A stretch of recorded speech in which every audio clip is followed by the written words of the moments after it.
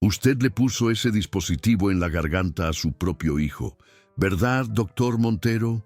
La pregunta resonó en el pasillo del hospital como un trueno inesperado, congelando la acción de todos. Pero para entender cómo llegamos a este punto, cómo un humilde conserje con un pasado turbio se atrevió a confrontar a uno de los cirujanos más venerados de Latinoamérica por una maldad inaudita, debemos retroceder media hora al momento en que la verdad comenzó a resquebrajarse. «Quite sus manos de mi hijo», gritó Elena Montero, el resplandor de sus joyas bajo las luces blancas de la sala de emergencias.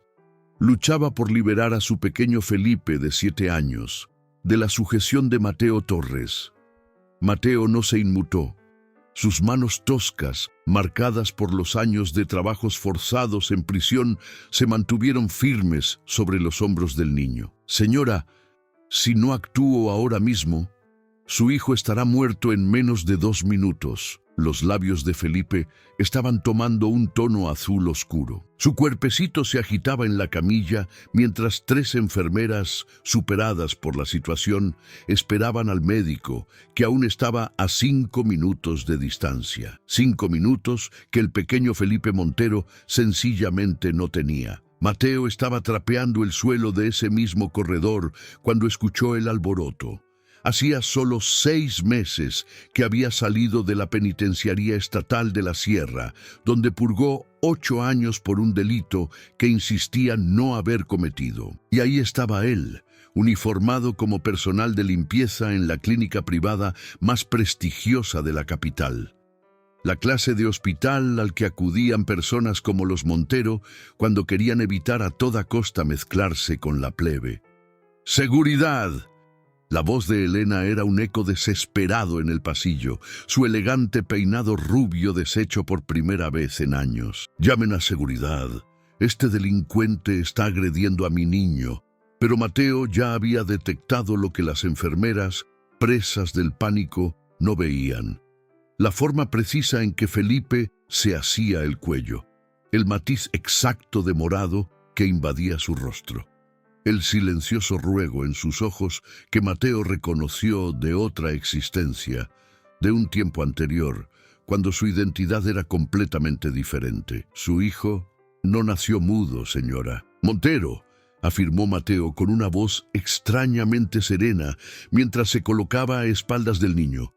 «Y esto no es una crisis convulsiva. Hay algo atorado en su tráquea, obstruyendo por completo la vía aérea». Elena se petrificó. Felipe había sido diagnosticado como mudo congénito, o eso le habían asegurado todos los especialistas de renombre. Decenas de exámenes, cientos de miles de pesos invertidos. Cada dictamen profesional era el mismo. Su hijo nunca emitiría una palabra. «Usted no tiene idea de lo que está diciendo», siseó ella, aunque el temblor de su voz la traicionaba. «Mi hijo ha sido evaluado por los mejores doctores de todo». No terminó la frase.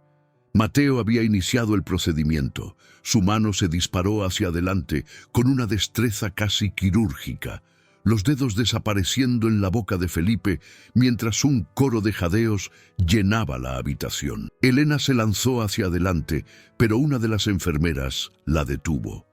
«Déjelo. ¿Sabe lo que está haciendo?», susurró la mujer, reconociendo el movimiento instintivo que acababa de salvar una vida. Los siguientes 15 segundos se estiraron hasta sentirse como una eternidad. El rostro de Mateo era pura concentración, sus dedos buscando con cuidado y decisión. Luego, con un movimiento rápido que hizo estremecer a todos, tiró. El objeto que extrajo de la garganta de Felipe era pequeño, metálico y manchado de sangre y mucosidad. Pero lo que hizo que a Elena se le doblaran las rodillas no fue el objeto en sí, sino el sonido que vino inmediatamente después. Un jadeo, una tos profunda. Y luego, por primera vez en 7 años, Felipe Montero pronunció una palabra. «Mamá». La palabra flotó en el aire. Un milagro incomprensible. Las enfermeras quedaron paralizadas. Elena se llevó la mano a la boca, las lágrimas brotando sin control. Y Mateo simplemente se retiró, dejando caer el objeto ensangrentado en una bandeja metálica, su expresión indescifrable. ¿Qué es eso?, balbuceó una de las enfermeras, mirando la pieza metálica con horror. Mateo la examinó por un largo momento, su mandíbula tensándose. «Eso», declaró lentamente, «es una parte de un implante médico, específicamente un fragmento de un supresor laríngeo». Las palabras carecían de sentido para la mayoría de los presentes, pero para Mateo lo significaban todo, porque ya había visto artefactos como ese antes, en un lugar y un tiempo que había pasado años intentando borrar de su memoria. Elena se desplomó en una silla, su costoso traje arrugándose. «Es imposible. Felipe nació mudo. Todos los doctores dijeron... Todos los doctores se equivocaron», la interrumpió Mateo, su voz ahora más dura. «O quizás no estaban buscando lo correcto». Tomó el fragmento metálico con una gasa, alzándolo para que le diera la luz. Sus manos no temblaban, pero la tormenta en sus ojos revelaba la cólera que se gestaba bajo la superficie. «Señora Montero, ¿cuándo exactamente dejó Felipe de emitir sonidos? Los bebés lloran al nacer. ¿Lloró su hijo?». El rostro de Elena palideció. «Yo no recuerdo. Estaba sedada. El parto fue complicado. Cuando desperté me dijeron que estaba sano, pero silencioso. Mi esposo dijo que era una condición rara. Él encontró a los mejores especialistas». Él se detuvo, como si una verdad terrible estuviera abriéndose paso en su mente, una que se negaba a reconocer. «¿Dónde está su esposo en este momento?», inquirió Mateo. La pregunta cayó como una bomba. Los ojos de Elena se desorbitaron. Su respiración se volvió superficial. «Él está de viaje, negocios en el extranjero. Siempre está viajando cuando...». Un teléfono vibró. Una de las enfermeras consultó el sistema del hospital y su rostro se tornó blanco. «El doctor Montero acaba de entrar al edificio. Viene subiendo». La expresión de Mateo no cambió, pero su postura se transformó casi imperceptiblemente, la de alguien que se prepara para el combate. «¿Doctor Montero?», repitió en voz baja. «¿Su esposo es médico?». Elena asintió lentamente, algo quebrándose en su mirada. «Es el jefe de neurología aquí, uno de los cirujanos más respetados del país». Las piezas encajaban en la mente de Mateo, formando un panorama tan espeluznante que casi le costaba creerlo. Casi. Pero había presenciado demasiada maldad en su vida para descartar cualquier atrocidad como imposible. Felipe, aún recuperando el aliento, levantó la mirada hacia Mateo con unos ojos que parecían mucho más viejos que sus 7 años. El niño abrió la boca, probando su voz recién descubierta, y susurró algo que heló la sangre de Mateo. «Dijo que yo era especial.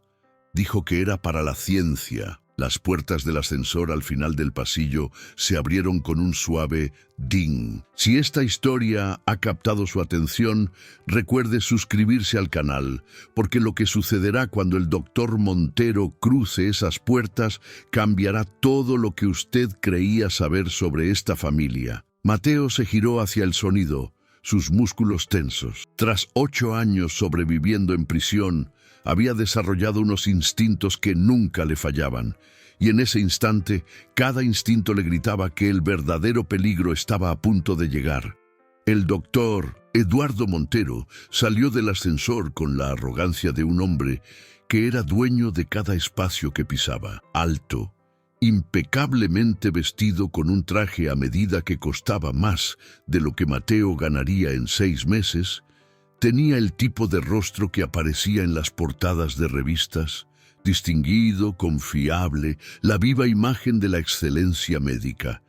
Pero Mateo notó algo más, la brevísima vacilación cuando la mirada de Montero se posó en su hijo. La forma en que su mandíbula se tensó casi imperceptiblemente al ver el fragmento metálico en la bandeja de instrumental.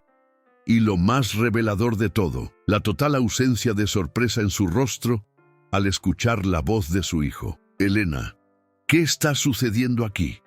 El tono de Montero era mesurado, preocupado, impecable.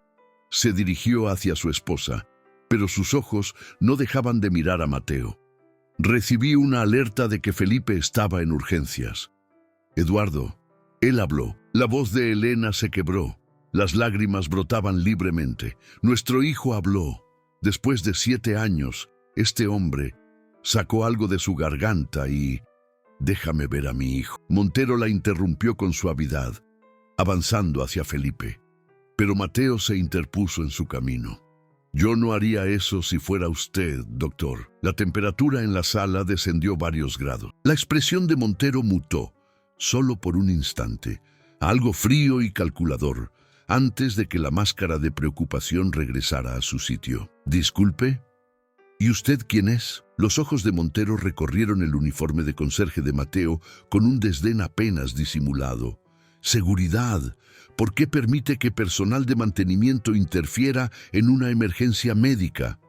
Mateo Torres, dijo Mateo en voz baja, manteniéndose firme.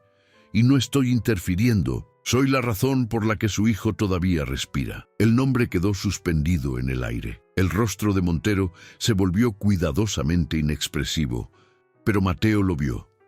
El fugaz destello de reconocimiento, sofocado al instante. Torres, repitió Montero lentamente como probando el nombre. ¡Qué interesante! Tuvimos un investigador con ese apellido hace años, doctor Mateo Torres. Un neurocirujano brillante, de hecho. Pero fue a prisión por mala praxis médica, con resultado de muerte. Destruyó la vida de varios pacientes con procedimientos experimentales nunca autorizados. Elena jadeó, acercando instintivamente a Felipe. Las enfermeras intercambiaron miradas incómodas, viendo de pronto a Mateo bajo una luz completamente diferente. Las manos de Mateo se apretaron a sus costados, pero su voz se mantuvo firme. Fui víctima de un montaje, y usted sabe exactamente quién orquestó ese montaje, ¿verdad, doctor Montero? ¿Eso es una acusación? La voz de Montero adquirió un matiz peligroso, porque suena a que un convicto está acosando a mi familia en medio de una crisis médica. Papi, la pequeña voz de Felipe cortó la tensión. Todos se inmovilizaron. Era apenas la segunda palabra que le oían decir, y el miedo era inconfundible.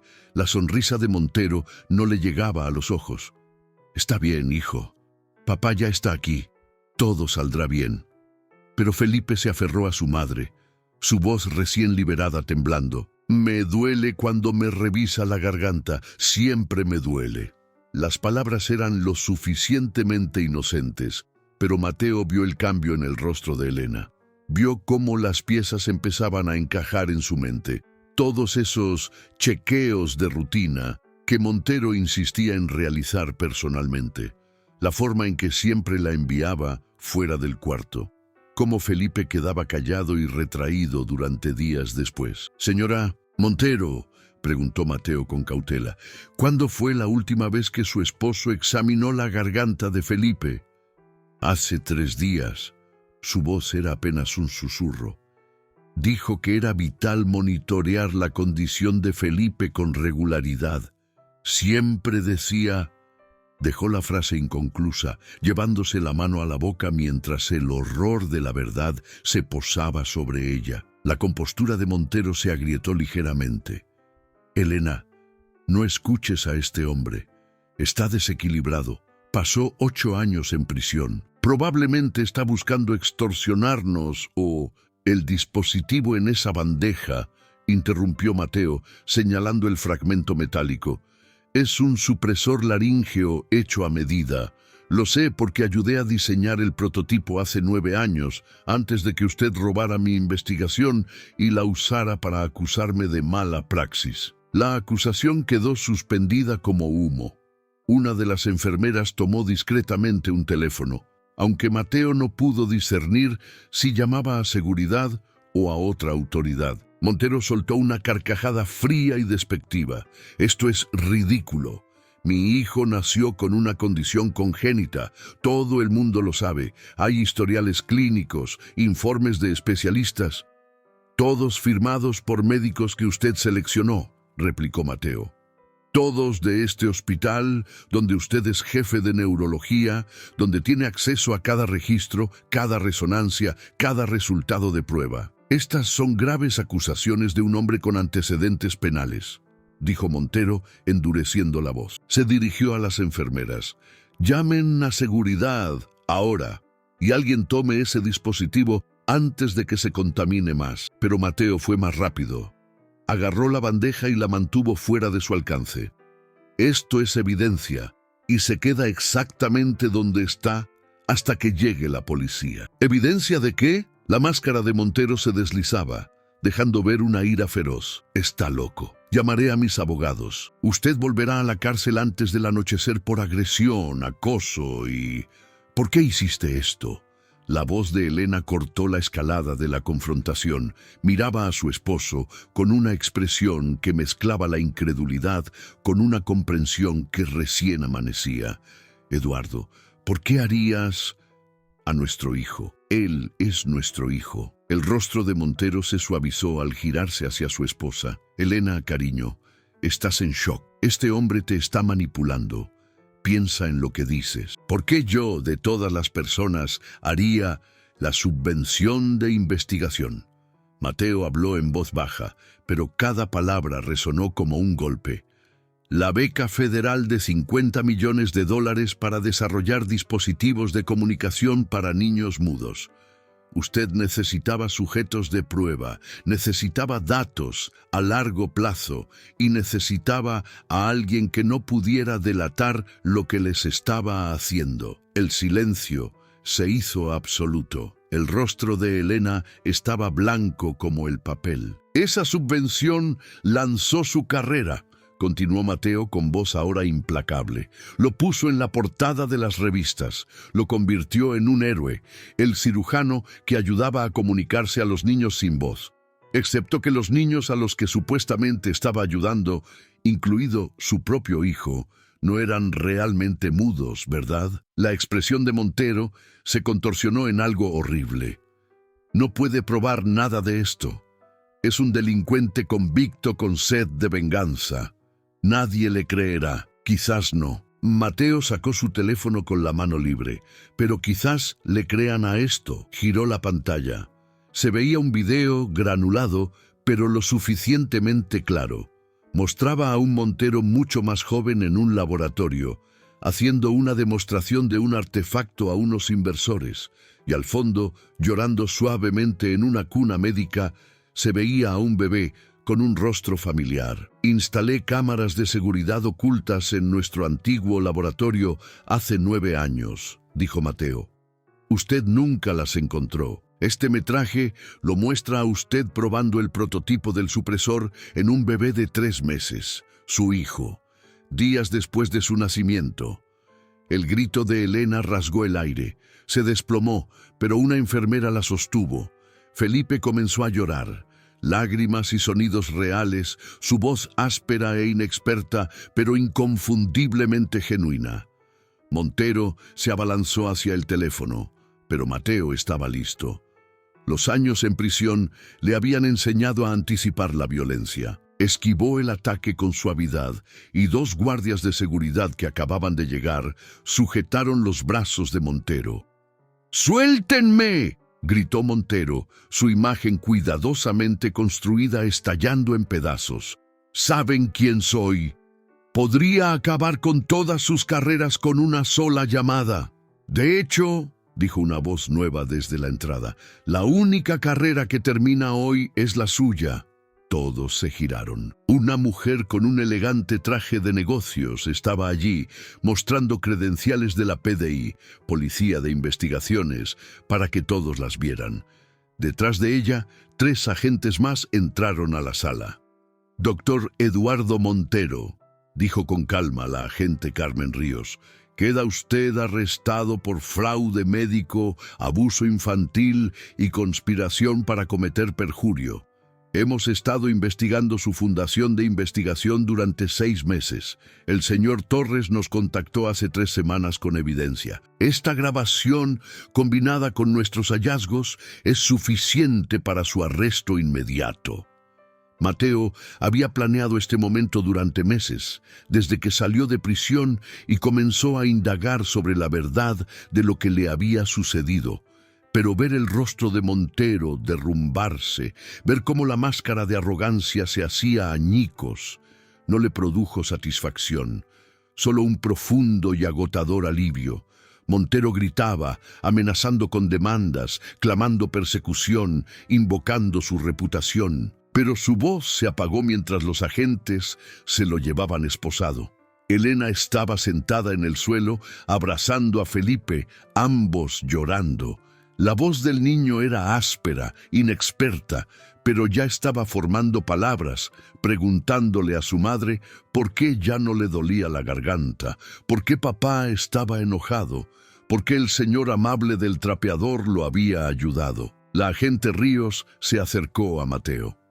«Señor Torres, necesitaremos que nos acompañe a la oficina para que rinda una declaración completa. Su testimonio será crucial para la fiscalía». Mateo asintió, pero sus ojos estaban fijos en Felipe, el niño que había vivido 7 años en un silencio forzado, porque su padre valoraba la fama y el dinero por encima de la humanidad de su propio hijo. «¿Hay más?», preguntó Mateo en voz baja.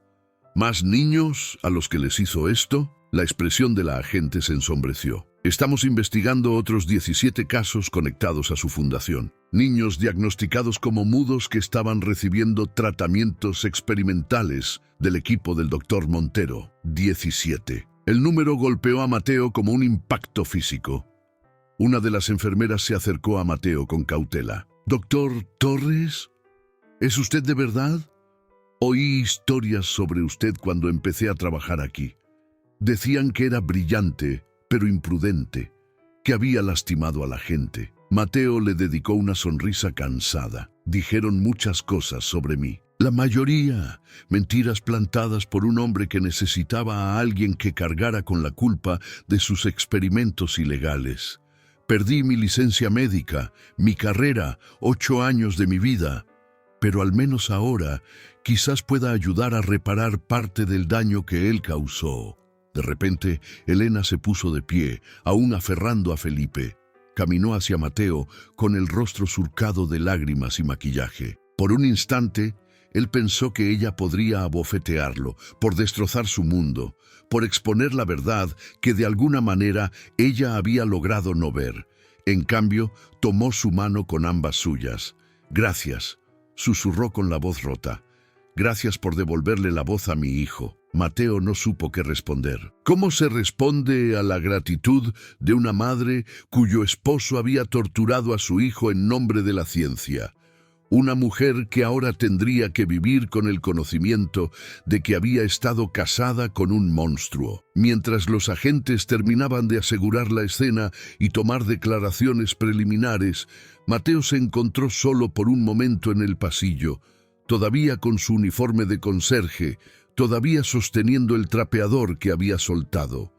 8 años en prisión, una carrera robada, una reputación destrozada.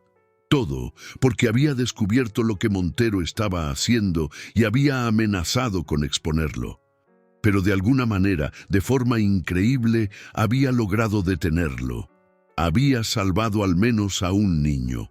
Había logrado probar finalmente la verdad. La pregunta ahora era, ¿qué seguía? 3 semanas después de que Felipe Montero pronunciara sus primeras palabras en 7 años, Mateo se encontraba en una oficina minúscula en el cuartel general de la PDI, observando una pared cubierta de fotografías. 17 rostros, 17 niños, todos diagnosticados como mudos, todos tratados por la fundación del doctor Eduardo Montero. La agente Carmen Ríos colocó una taza de café frente a él. «Hemos localizado a 12 de ellos hasta ahora. Las otras 5 familias se mudaron de la ciudad o del país. Estamos trabajando para rastrearlas». Mateo estudió cada rostro, memorizándolos. ¿A cuántos les habían implantado los dispositivos? A todos. La voz de Ríos estaba tensa por la ira contenida. Montero fue más cuidadoso con los demás. Usó materiales biodegradables que se disolverían con el tiempo. dejando evidencia mínima.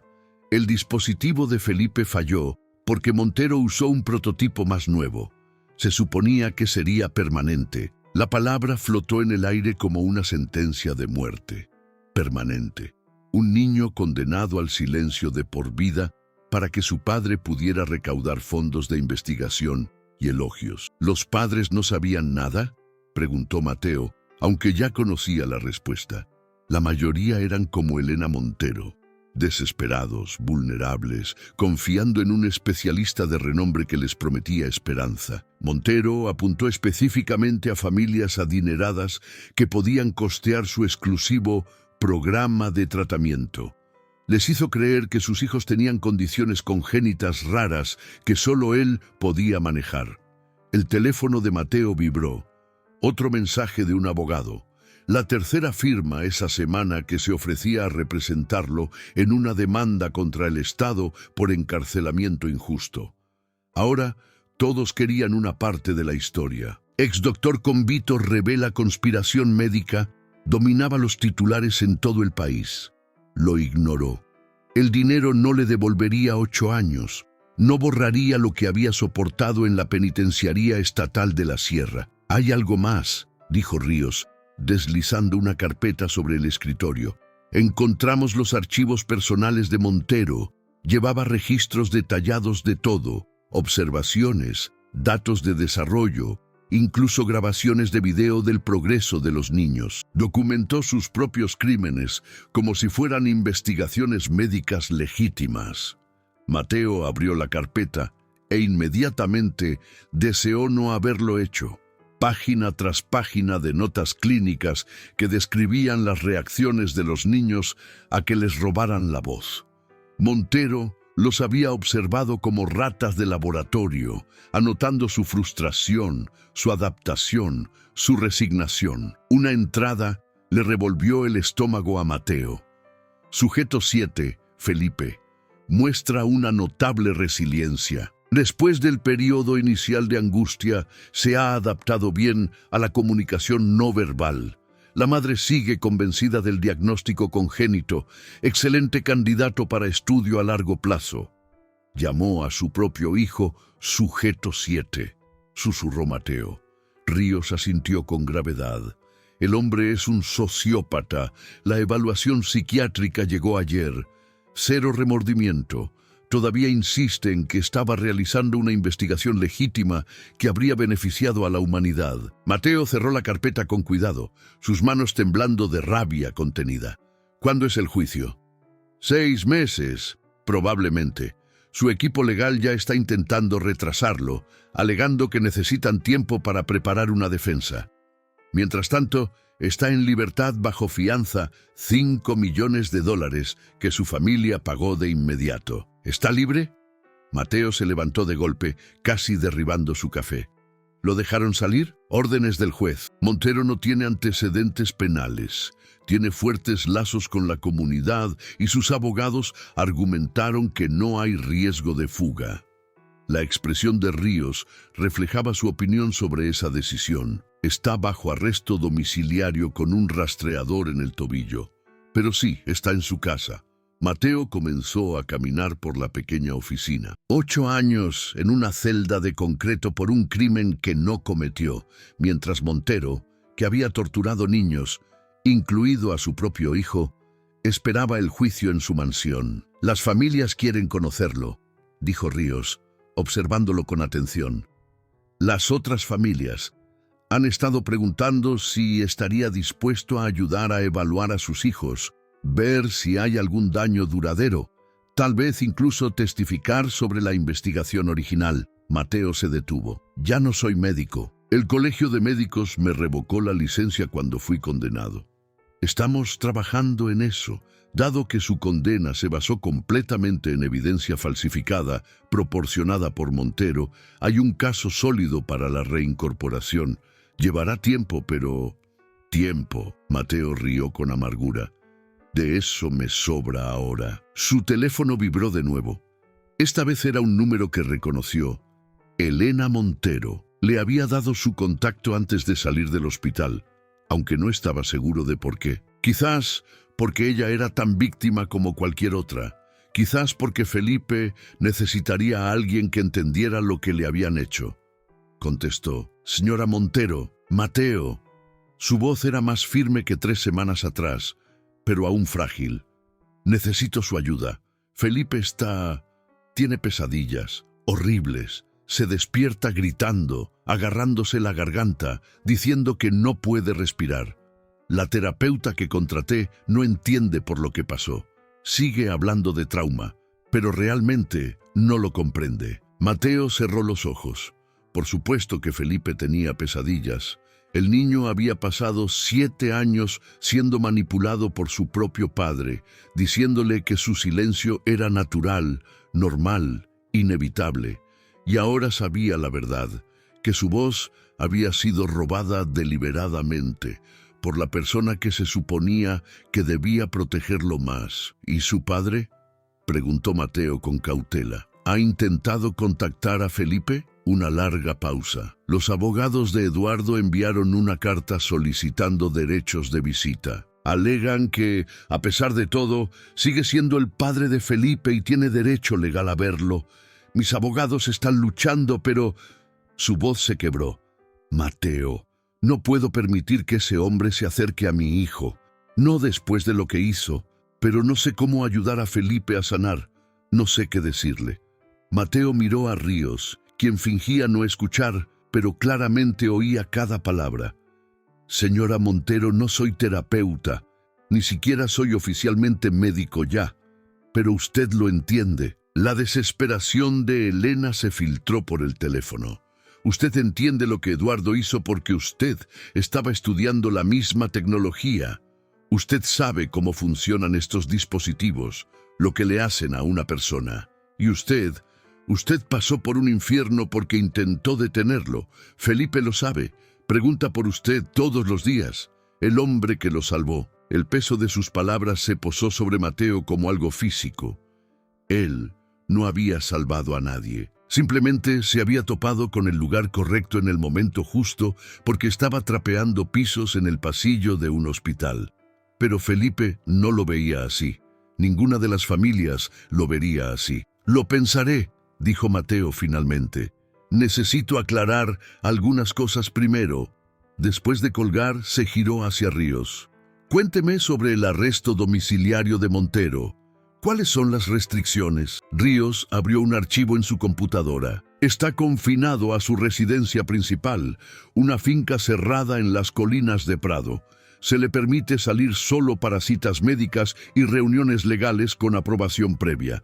El rastreador de tobillo monitorea su ubicación 24/7. Cualquier violación provoca el arresto inmediato». «¿Quién lo está monitoreando?». «Compañía de seguridad privada contratada por el tribunal. Hacen un chequeo físico 2 veces al día. Y el centro de monitoreo rastrea el brazalete constantemente». Ríos hizo una pausa. «¿Por qué pregunta?». Mateo no respondió directamente. «Los archivos que encontraron, la documentación de investigación de Montero, ¿dónde está todo eso ahora?». «Custodia de evidencia». «¿Por qué?». «Porque si guardó registros físicos, podría haber guardado otras cosas también. Dispositivos de respaldo, materiales de investigación, quizás incluso listas de posibles futuros sujetos».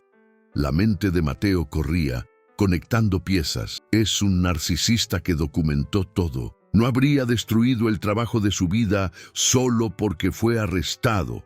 Ríos se inclinó hacia adelante, ahora interesada. «¿Cree que tiene más evidencia oculta en algún lugar?». «Creo que tiene suficiente escondido en esa casa para encarcelarlo para siempre, si podemos encontrarlo. Pero sus abogados lucharán contra cualquier orden de registro que no sea hermética. Necesitamos algo concreto para justificarla». «Entonces, ¿qué sugiere?». Mateo la miró a los ojos. «Sugiero que alguien necesita entrar a esa casa y descubrir lo que está escondiendo. Alguien que él no esperaría. Alguien que tenga una razón legítima para estar allí». La comprensión se dibujó en el rostro de Ríos. «Quiere usarse a sí mismo como carnada». Hacerle creer que está allí para confrontarlo, quizás lograr que confiese o revele dónde escondió la evidencia. No exactamente. Mateo sacó su teléfono con su mano libre y revisó mensajes recientes. Elena Montero me acaba de invitar a ayudar a su hijo. ¿Qué pasa si acepto? ¿Qué pasa si me convierto en el consultor informal de Felipe, ayudándolo a recuperarse del trauma? Eso me da acceso legítimo a la casa, a la familia, a la situación. Eso es peligroso, dijo Ríos de inmediato. Montero enfrenta cadena perpetua. No tiene nada que perder. Si cree que usted está allí para recopilar más evidencia, entonces cometerá un error. La voz de Mateo era dura. Es arrogante, Ríos. Siempre lo ha sido. Cree que es más inteligente que todos. Por eso guardó registros tan detallados, porque en el fondo quería el crédito por su genio. Si puedo acercarme lo suficiente, si puedo hacerle creer que solo estoy allí por el niño, podría cometer un desliz.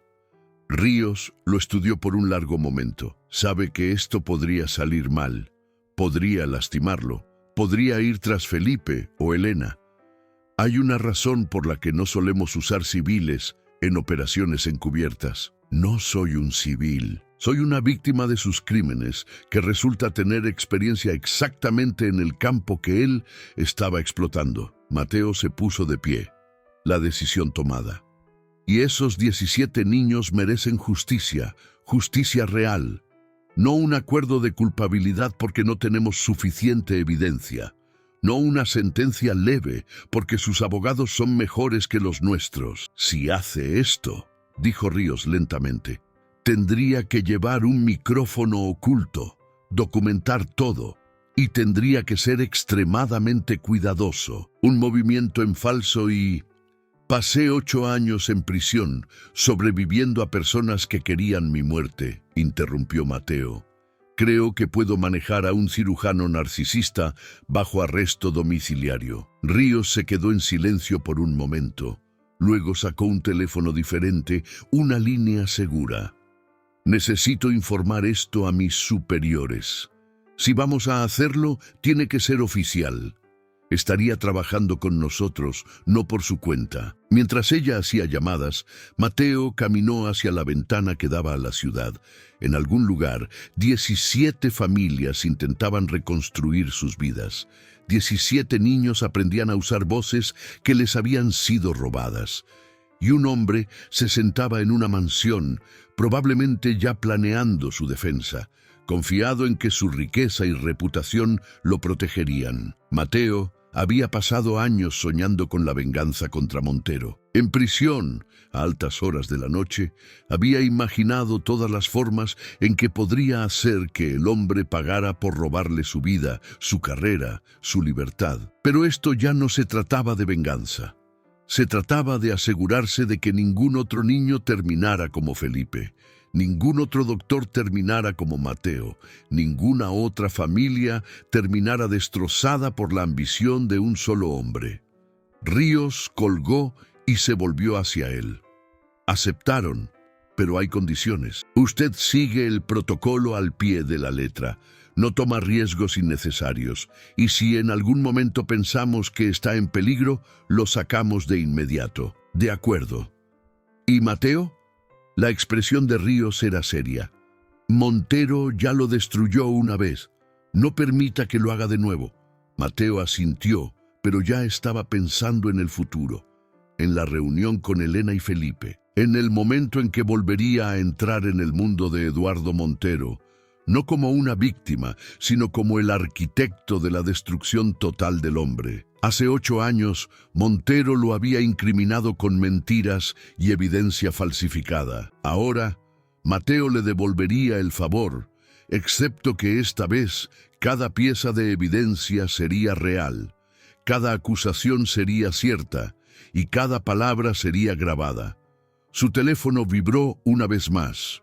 Un mensaje de texto de un número desconocido. Aléjate de mi familia. Esta es tu única advertencia. Mateo se lo mostró a Ríos, quien inmediatamente comenzó a rastrearlo. Pero ambos sabían quién lo había enviado. El juego estaba por comenzar. Y esta vez, Mateo no tenía planes de perder. La mansión Montero se erigía como un monumento al éxito mal habido. 7.000 metros cuadrados de pisos de mármol, candelabros de cristal y obras de arte que valían más de lo que la mayoría de la gente ganaba en toda una vida. Mateo estaba en la puerta principal, el micrófono oculto en su pecho que le parecía pesar una tonelada. Elena abrió la puerta a ella misma, sin mayordomo, sin personal. Había despedido a todos después del arresto, incapaz de confiar en cualquiera que hubiera trabajado para Eduardo. «Gracias por venir», dijo en voz baja, guiándolo a través de un vestíbulo donde cabría toda su celda de prisión 3 veces. «Felipe está arriba. Ha estado muy emocionado desde que le dije que vendrías». «¿Y su esposo?», preguntó Mateo con la voz baja. La mandíbula de Elena se tensó. «En su estudio, 3er piso, ala este. Permanece allí la mayor parte del tiempo. La orden judicial dice que tenemos que seguir en la misma casa, pero no dice que tengamos que vernos». Sus ojos se encontraron con los suyos. «Él sabe que estás aquí. Le dije que venías a evaluar a Felipe». «¿Cómo reaccionó?». Se rió. El dolor en su voz era palpable. «Dijo que debes estar desesperado por relevancia si te has rebajado a ser terapeuta de un niño». Luego hizo una pausa, tragando saliva con dificultad. «Dijo que tuvieras cuidado cerca de Felipe, que los delincuentes convictos no deberían estar cerca de niños vulnerables». La hipocresía era impresionante. Mateo tocó el micrófono debajo de su camisa, asegurándose de que siguiera en su sitio. Ríos y su equipo estaban estacionados a 3 cuadras, escuchando cada palabra. Felipe se encontraba en una sala de juegos que parecía la explosión de una juguetería, pero el niño estaba sentado solo en un rincón, lejos de todos los costosos juegos y aparatos, dibujando con crayones sobre papel liso. «Hola, Felipe», dijo Mateo suavemente, arrodillándose a su lado. El niño levantó la vista y su rostro se transformó. «Señor Mateo, viniste». Su voz era aún áspera, inexperta, pero se fortalecía día a día. «Prometí que vendría, ¿no?». Mateo miró el dibujo, un boceto burdo pero reconocible, de una sala de hospital, un niño en una camilla y una figura con un trapeador. «¿Es del día que nos conocimos?». Felipe asintió vigorosamente. «Me salvaste. Mamá dice que eres un héroe». Mateo sintió un nudo en el pecho. «No soy un héroe, amigo. Solo hice lo que cualquiera hubiera hecho». «No». La voz de Felipe era firme con la certeza que solo los niños poseen. «Papi dijo que yo no podía hablar. Todos los doctores dijeron que yo no podía hablar. Pero tú sabías que se equivocaban. Tú sabías la verdad». Antes de que Mateo pudiera responder, una voz resonó desde el umbral. ¡Qué conmovedor! Eduardo Montero estaba allí, con un aspecto notablemente sereno para un hombre que enfrentaba múltiples cargos por delitos graves. Vestía ropa de descanso costosa, con un vaso de whisky en una mano y el rastreador de tobillo visible bajo sus pantalones deportivos de diseñador. El cuerpo entero de Felipe se puso rígido. Su voz recién liberada se murió en su garganta, tomando el control la memoria muscular de 7 años de silencio forzado. «Hola, Mateo», dijo Montero, con un tono conversacional, como si fueran viejos colegas encontrándose en una conferencia. «Tengo que decir que estoy impresionado. Salir de prisión, mantener tu inocencia todos estos años, y ahora estás aquí, jugando al Salvador en mi propia casa. Siempre fuiste persistente». Elena se movió protectoramente frente a Felipe. «Eduardo, se supone que debes quedarte en tu ala. Sigue siendo mi casa, Elena. ¿O has olvidado quién paga por todo esto?». La sonrisa de Montero no le llegaba a los ojos. «Además, no pude resistirme a saludar a nuestro invitado. Después de todo, Mateo y yo tenemos mucha historia». Mateo se levantó despacio, posicionándose entre Montero y el niño. «Deberías volver a tu estudio». «¿Debería?». Montero tomó un sorbo de whisky, sus movimientos deliberadamente relajados. O tal vez deberíamos tener una conversación, aclarar las cosas. Ya sabes, de médico a médico. Usted ya no es médico, dijo Mateo en voz baja. Y yo tampoco, gracias a usted. La risa de Montero fue fría. ¿Todavía amargado por eso? Vamos, Mateo, te estabas acercando demasiado a algo que no entendías. Tenía que proteger mi investigación. Tú habrías hecho lo mismo. El micrófono estaba grabando todo, pero Montero era demasiado astuto para confesar directamente. Estaba bailando alrededor de la verdad, provocando a Mateo, poniéndolo a prueba. «Su investigación», repitió Mateo. «¿Así llama a torturar niños? ¿Investigación? Yo lo llamo innovación». La máscara de Montero se deslizó ligeramente, revelando al fanático. ¿Tienes idea de cuánto ha avanzado mi trabajo en el campo de la comunicación neurológica? Los dispositivos que desarrollé podrían haber ayudado a millones. ¿Probándolos en bebés sin consentimiento? La voz de Mateo era de acero. Implantándolos en tu propio hijo. Mi hijo era el sujeto perfecto. La compostura de Montero se resquebrajó aún más. Ambiente controlado, observación constante, ninguna variable que no pudiera contabilizar. Se suponía que Felipe sería la prueba de concepto para todo el programa. Un niño que creció con vías neuronales mejoradas, cuyo cerebro se adaptó al dispositivo, que eventualmente se detuvo abruptamente, dándose cuenta de que había dicho demasiado. El rostro de Elena estaba pálido. ¿Vías neuronales mejoradas? Eduardo, ¿de qué hablas? Dijiste que el dispositivo suprimía su voz. Nunca dijiste nada sobre... La supresión era temporal, interrumpió Montero. Sus ojos ardían ahora. Fase 1. Una vez que su desarrollo neuronal alcanzara la etapa óptima, iba a retirarlo e implementar la fase 2. Un dispositivo que le daría capacidades vocales mejoradas, tono perfecto, rango ampliado, la capacidad de modular el tono de maneras que los humanos normales no pueden. Habría sido extraordinario. La sala se quedó en silencio. Incluso Mateo, que pensaba que había entendido las profundidades de la depravación de Montero, estaba atónito. «Ibas a experimentar con él de nuevo», susurró Elena. «Incluso después de quitar el primer dispositivo estabas planeando...» «No era experimentación», rugió Montero, su compostura desmoronándose por completo. «Era evolución.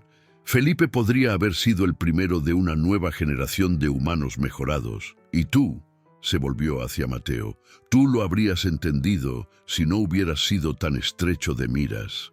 Cuando te mostré los resultados preliminares hace 9 años, lo llamaste poco ético. Amenazaste con denunciarme al colegio de médicos. No me dejaste otra opción que eliminarte como amenaza». Ahí estaba, la confesión que Ríos necesitaba. Mateo mantuvo la voz uniforme. «Así que me incriminaste, falsificaste historiales de pacientes, hiciste que pareciera que yo había realizado los experimentos ilegales. Fue más fácil de lo que esperaba», dijo Montero con una frialdad escalofriante.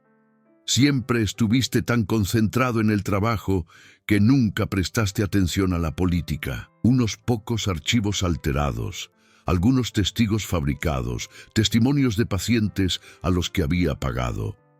El colegio de médicos estaba ansioso por creer que el brillante joven cirujano se había vuelto loco. Nadie quería pensar que alguien de mi estatura pudiera estar involucrado en algo inapropiado». Elena se tambaleó hacia atrás, buscando una silla. 8 años.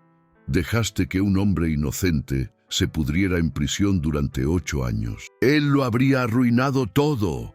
El rostro de Montero estaba rojo ahora, el whisky y su ira combinándose en algo feo. Las subvenciones, la investigación, la fundación... Todo se habría derrumbado si Mateo hubiera expuesto lo que yo estaba haciendo. Construí un imperio, Elena. Cambié el campo de la neurología y lo hice tomando decisiones difíciles que la gente débil como él no podía soportar. Felipe gimió, presionándose contra su madre. El sonido pareció penetrar la rabia de Montero, y se volvió hacia su hijo con una expresión que podría haber sido afecto en una persona normal, pero que se parecía más a la posesión. «Lo entenderás algún día, Felipe», dijo, suavizando la voz de una manera que era aún más inquietante que su ira. «Cuando seas mayor, cuando veas en lo que podrías haberte convertido, entenderás que hice esto por ti. Todo lo que hice fue para hacerte especial». «Mas yo ya era especial», susurró Felipe, encontrando su voz a pesar del miedo. «No necesitaba que me lastimaras para ser especial». La simple verdad de esto quedó suspendida en el aire. Un niño de 7 años, articulando lo que el narcisismo de su padre nunca le permitiría comprender. El rostro de Montero se retorció. «Ustedes no entienden. Ninguno de ustedes entiende. Soy un visionario. La historia...» La puerta principal se abrió de golpe. La agente Ríos y 6 agentes de la PDI entraron, con las armas desenfundadas. «Doctor Eduardo Montero», anunció Ríos, «queda usted arrestado por violación de los términos del arresto domiciliario, manipulación de testigos y cargos adicionales de conspiración para cometer fraude médico». La expresión de Montero pasó por shock, rabia y finalmente se posó en una fría calma. «Nunca salí de la casa. Revisen mi rastreador de tobillo». «No lo estamos arrestando por irse», dijo Ríos, sacando su teléfono y reproduciendo una grabación. «Lo estamos arrestando por esto». La voz de Montero llenó la sala, cristalina. «Tenía que proteger mi investigación. Tú habrías hecho lo mismo». «Construí un imperio tomando decisiones difíciles», palideció al darse cuenta de lo que había sucedido. Sus ojos se dirigieron a Mateo, viendo el ligero bulto debajo de su camisa donde estaba oculto el micrófono. «Tú», la palabra era apenas humana, «me tendiste una trampa». «No», dijo Mateo en voz baja, «le di una soga, usted se ahorcó». Montero se abalanzó, pero 3 agentes lo inmovilizaron en el suelo en segundos. Mientras lo esposaban, gritaba sobre sus derechos, sus abogados, su reputación. Pero debajo de las amenazas legales había algo más primario. El sonido de un narcisista viendo cómo su mundo cuidadosamente construido se venía abajo. «También ejecutamos una orden de registro en su estudio», continuó Ríos, su voz cortando los gritos de Montero. «Encontramos 17 dispositivos en varias etapas de finalización, archivos sobre 63 niños adicionales que había identificado como sujetos potenciales y quizás, lo más condenatorio, grabaciones de video de cada procedimiento que realizó en su hijo, cuidadosamente etiquetadas y archivadas como si fueran material educativo». Elena hizo un sonido como si la hubieran golpeado. Felipe hundió el rostro en su hombro llorando. «Documentaste todo», dijo Mateo casi con asombro. «Después de todos estos años, después de todo lo que hiciste para ocultar tus huellas, guardaste trofeos. No pudiste evitarlo». Montero dejó de forcejear. Sus ojos se encontraron con los de Mateo, y por primera vez no había cálculo en ellos. Solo rabia pura e impotente.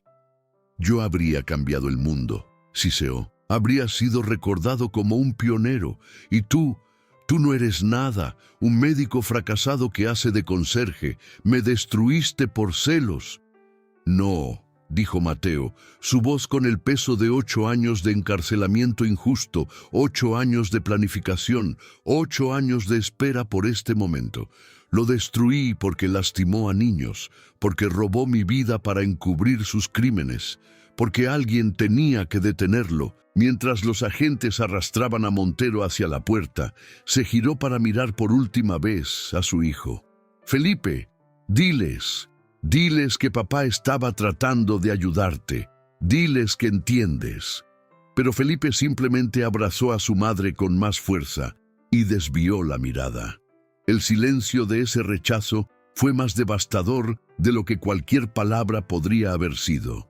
Después de que Montero se fue, la mansión se sintió diferente, más liviana, como si una presencia maligna hubiera sido exorcizada. Elena se sentó en el suelo con Felipe, ambos llorando, pero esta vez había alivio mezclado con el dolor. Ríos, se acercó a Mateo. Buen trabajo. La confesión, combinada con la evidencia que encontramos, nos da todo lo que necesitamos. Nunca verá el exterior de una celda de prisión.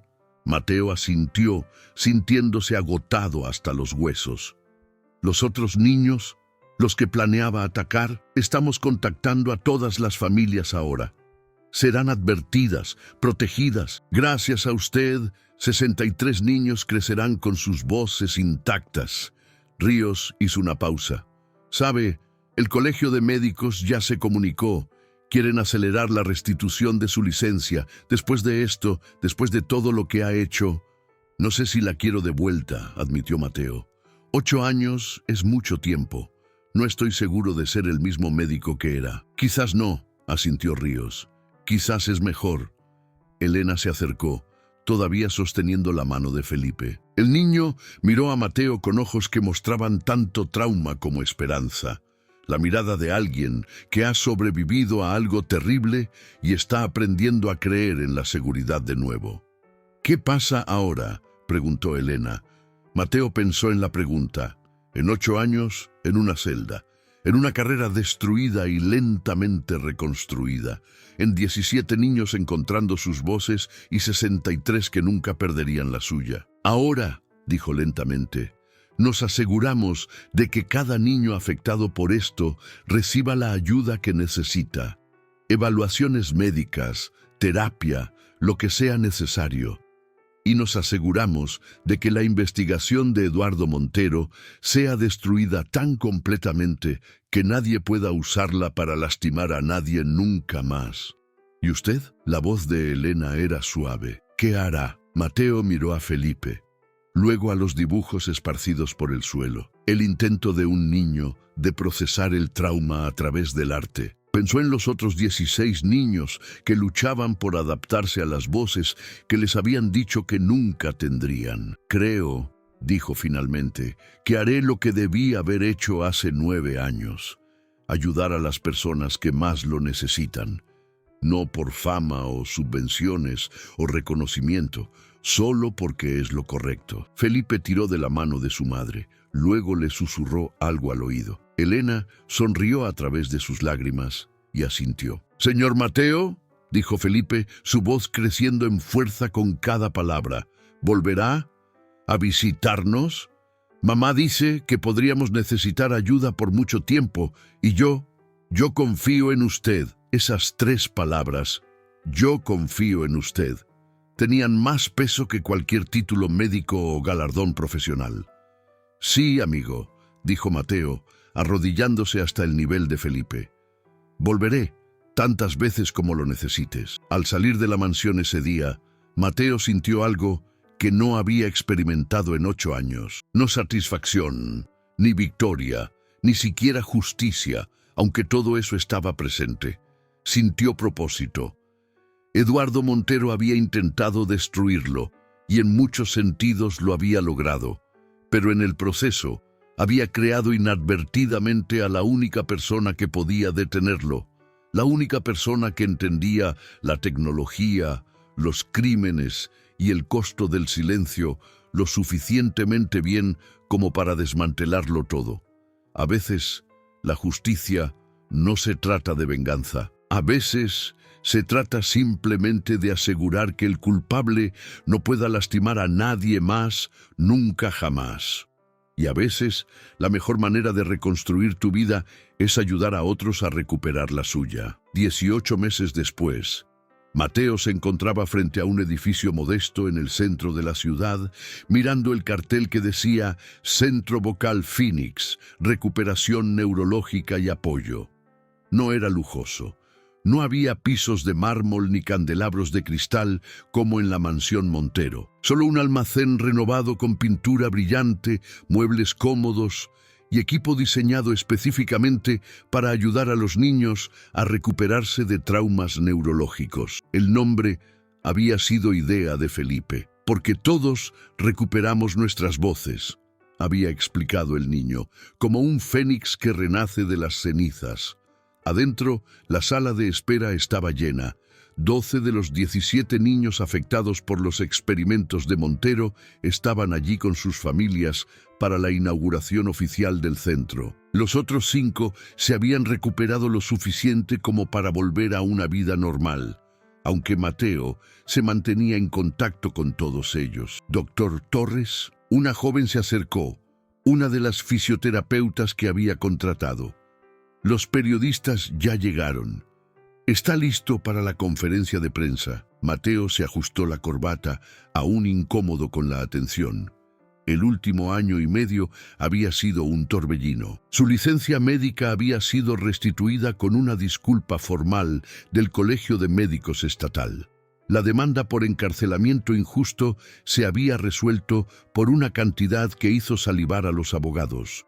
Aunque Mateo había invertido la mayor parte en fundar el centro, el juicio había sido afortunadamente rápido. La propia documentación meticulosa de Montero había sido su ruina. Enfrentado a evidencia abrumadora, ni siquiera su costoso equipo legal pudo fabricar una defensa. Fue sentenciado a 45 años en una prisión federal sin posibilidad de libertad condicional. Esencialmente, una cadena perpetua para un hombre de 60 y tantos años. Elena se divorció de él inmediatamente. Donó toda su fundación de investigación a grupos de defensa de víctimas y comenzó terapia. Ella y Felipe todavía tenían un largo camino por delante, pero estaban sanando. Incluso había comenzado a salir de nuevo un amable profesor de arte que Felipe adoraba. «Dame 5 minutos», le dijo Mateo a la terapeuta. Necesitaba un momento antes de enfrentar las cámaras y las preguntas. Caminó por el centro, pasando por salas de tratamiento diseñadas específicamente para niños que se recuperaban de la supresión de voz, pasando por el estudio de terapia artística donde los niños podían expresar traumas para los que aún no tenían palabras, pasando por las oficinas de consejería familiar donde los padres aprendían a ayudar a sus hijos a sanar. En una de las salas de juegos, Felipe estaba sentado con otros 3 niños, todos riendo por algo en una tableta. Su voz ahora era indistinguible de la de cualquier otro niño de 8 años. Nadie sabría que había pasado 7 años en silencio a menos que se lo dijeran. Felipe levantó la vista y saludó. «Doctor Mateo, ven a ver esto». Mateo sonrió y le devolvió el saludo, pero no interrumpió. Así era la curación. Niños siendo niños, sin supervisión y sin cargas, al menos por un momento. La agente Ríos lo encontró en el pasillo, escondiéndose de su propia conferencia de prensa, preparándome para ella. Corrigió Mateo. «Hay una diferencia». «Claro que la hay». Ella le entregó una carpeta. «Pensé que querrías ver esto». La apelación final de Montero fue denegada ayer. Agotó todas las opciones legales. Se acabó para él. Mateo tomó la carpeta pero no la abrió. Había dejado de leer sobre Montero hacía meses. El hombre ya había tomado suficiente de su vida. «¿Cómo estás?», preguntó Ríos estudiándolo. «¿De verdad?». Era una pregunta que la gente le hacía constantemente. Los periodistas querían saber cómo había sobrevivido a 8 años de encarcelamiento injusto. Los colegas médicos querían saber cómo había reconstruido su carrera. Las familias de las víctimas querían saber cómo había encontrado la fuerza para luchar. La verdad era más complicada de lo que cualquiera de ellos quería escuchar. «Algunos días estoy bien», dijo Mateo con honestidad. «Otros días me despierto pensando que todavía estoy en esa celda. Otros días estoy enojado por todos los años que perdí. Pero luego vengo aquí, veo a estos niños reír, hablar y sanar, y recuerdo por qué importó, por qué todo importó». Ríos asintió. «Que conste, hiciste algo extraordinario, no solo al exponer a Montero, sino al construir este lugar, convertir tu dolor en algo que ayuda a otros.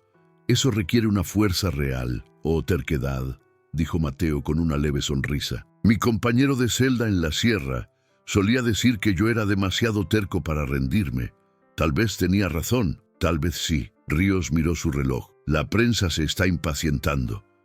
¿Estás listo? Mateo respiró hondo, enderezó los hombros y caminó hacia la sala de conferencias donde esperaban 2 docenas de periodistas. Las preguntas llegaron a quemarropa. ¿Cómo se sentía ser reivindicado? ¿Demandaría a Montero personalmente? ¿Odiaba al establishment médico?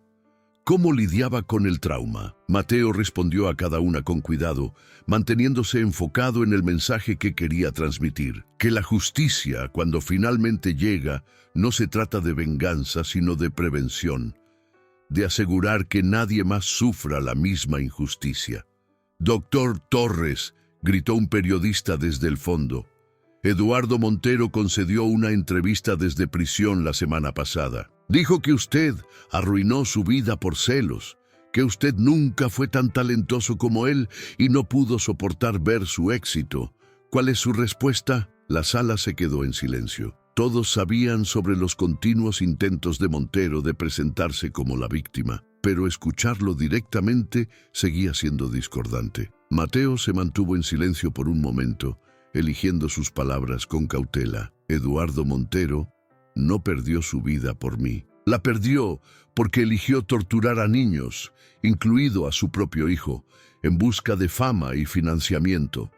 La perdió porque incriminó a un hombre inocente en lugar de enfrentar la rendición de cuentas. La perdió porque, cuando tuvo todas las oportunidades para mostrar remordimiento, continuó justificando sus acciones como genialidad en lugar de reconocerlas como crímenes. Hizo una pausa, mirando directamente a la cámara. En cuanto a los celos, pasé 8 años en una celda de prisión por crímenes que no cometí. Perdí mi carrera, mi libertad y años de mi vida que nunca recuperaré. Si él piensa que hice todo esto porque lo envidiaba, entonces todavía no entiende la diferencia fundamental entre nosotros. Yo me hice médico para ayudar a las personas. Él se hizo médico para usar a las personas. Ninguna cantidad de éxito o talento justifica lo que hizo. Los periodistas garabatearon frenéticamente. Esta sería la cita principal, lo sabía Mateo. Pero era la verdad, y él había terminado de esconderse de la verdad. Después de la conferencia de prensa, las familias hicieron fila para agradecerle. Padres cuyos hijos podían hablar de nuevo. Hermanos que finalmente pudieron escuchar la voz de su hermano o hermana. Abuelos que pensaron que nunca escucharían ciertas palabras. Una madre, con lágrimas corriendo por su rostro, agarró las manos de Mateo. «Mi hija acaba de decir, te amo por primera vez ayer. Tiene 5 años. 5. Y finalmente pude oírla decirlo. Gracias. Gracias por darnos eso». Mateo no tenía palabras adecuadas para momentos como estos. Simplemente le apretó las manos y asintió. Mientras la celebración de apertura disminuía y las familias comenzaban a irse, Elena se acercó con Felipe. El niño había crecido varios centímetros en el último año y medio, su rostro perdiendo parte de su redondez infantil, su voz ganando confianza. «Doctor Mateo», dijo Felipe formalmente, y luego sonrió. «Quiero decir, doctor Torres, mamá dice que tengo que usar tu título apropiado ahora que estamos en tu centro oficial. Puedes llamarme Mateo», dijo, alborotando el cabello del niño. «Siempre. Te trajimos algo». Felipe le entregó un paquete envuelto. «Para tu oficina, para que recuerdes por qué haces esto». Mateo lo desenvolvió con cuidado. Dentro había un dibujo enmarcado, el mismo en el que Felipe había estado trabajando ese primer día en el hospital, pero refinado, detallado, claramente el trabajo de muchas horas. Mostraba una sala de hospital, un niño en una cama y un hombre con un trapeador. Pero esta versión tenía algo nuevo, palabras que fluían de la boca del niño como notas musicales, esparciéndose por la página en colores brillantes. En la parte inferior, con una cuidadosa letra infantil: «Gracias por devolverme mi voz. Con amor, Felipe». Mateo sintió un nudo en la garganta. «Esto es perfecto, amigo. Gracias». «Hay algo más», dijo Elena en voz baja. Le entregó un sobre. De las 17 familias, queríamos que lo tuvieras. Dentro había una carta, firmada por cada padre cuyo hijo había sido afectado por los experimentos de Montero. Agradecía a Mateo por su coraje, su persistencia y su compasión. Pero el último párrafo fue el más impactante. Usted perdió 8 años de su vida para salvar a nuestros hijos. Nunca podremos pagar esa deuda, pero prometemos honrar su sacrificio viviendo las vidas y criando a los niños que la crueldad de Eduardo Montero intentó robarnos. Usted nos devolvió nuestras voces. Ahora las usaremos para asegurarnos de que esto nunca vuelva a suceder. Mientras la celebración de apertura terminaba y las familias comenzaban a irse, Mateo se quedó solo en su nueva oficina, colgando el dibujo de Felipe en la pared. A través de la ventana, podía ver la ciudad extendiéndose ante él. Millones de personas, cada una con sus propias luchas, su propio dolor, su propia necesidad de curación. Hace 8 años, era un cirujano prometedor, a punto de exponer un crimen terrible. Eduardo Montero lo había destruido para evitar esa exposición. Registros falsificados, testigos fabricados, un montaje meticulosamente planeado que le había robado a Mateo su libertad, su carrera, su vida. Pero Montero había cometido un error crítico. Había asumido que destruir la reputación de Mateo y encerrarlo sería suficiente. Nunca había considerado que Mateo pudiera sobrevivir. Podría emerger más fuerte. Podría usar todo lo que había aprendido, tanto en su formación médica como en sus años de encarcelamiento injusto, para convertirse en la única persona capaz de derribar a Montero por completo. La mejor venganza no se trata de hacer sufrir a tu enemigo. Se trata de tomar todo lo que intentaron destruir y reconstruirlo en algo que nunca podrían corromper. Se trata de usar tu dolor para evitar que otros experimenten la misma injusticia. Eduardo Montero había intentado crear humanos mejorados a través de la tortura y la experimentación.